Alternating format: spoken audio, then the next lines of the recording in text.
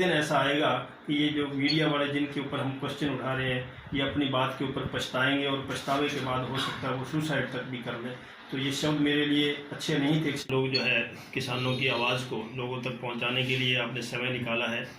तो मेरा ये फर्ज बनता है कि मैं भी आपके सामने जो कुछ सही और सच्चे जो तथ्य हैं वो आपके सामने रख पाऊँ, जितना मुझे नॉलेज है।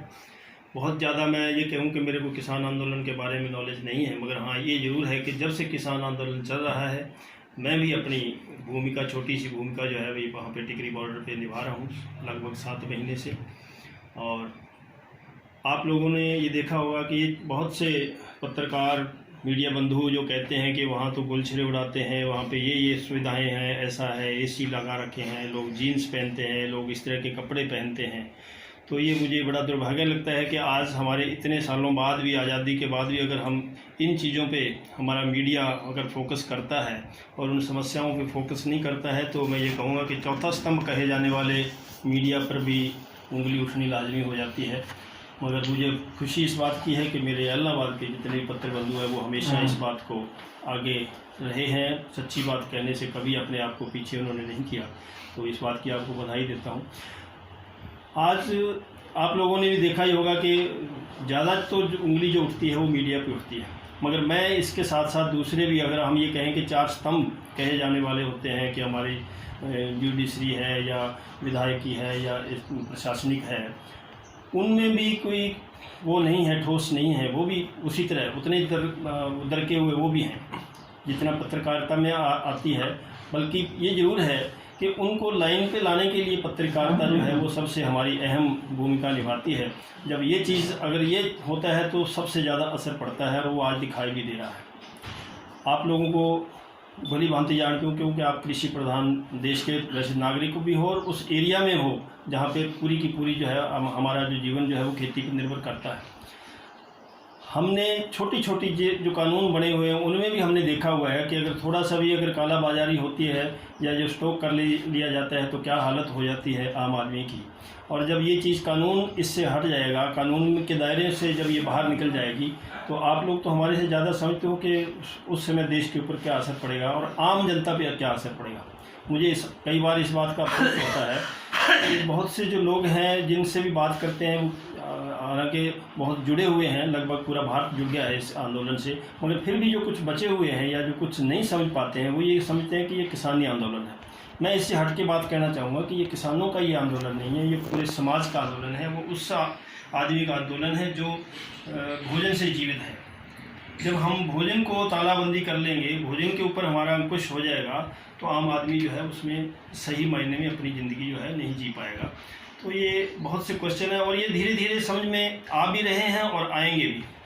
तो मुझे बड़ा अफसोस होता है आज, बल्कि आज पढ़ा लिखा वर्ग हमारा जो है वो शायद कहीं ना कहीं अभी भी इस आंदोलन की भूमिका में नहीं आ रहा है। जबकि किसानों ने, जिसको हम ये कह सकते हैं कि एक अनपढ़ तबका होता है या ग्रामीण क्षेत्र को हम ये कहते हैं रूरल एरिया में रहने वाला होता है, उन्होंने ये सिद्ध कर दिया है कि आंदोलन जो है शांति से, सद्भावना से और प्यार से और अपनी बात को मनवाने का क्या क्या उसमें होते हैं वो गट्स जो है वो इस आंदोलन में किसानों ने दिखाई दिए। अभी मैं पहले आपसे जैसे बात कर रहा था, कुछ चीज़ें ऐसी होती हैं कि आपने भी देखा होगा, कल ही हमारे एक MP का बयान आ रहा था कि वहाँ वेश्यावृत्ति का है जी, वहाँ हाथ काट दिया है किसी का,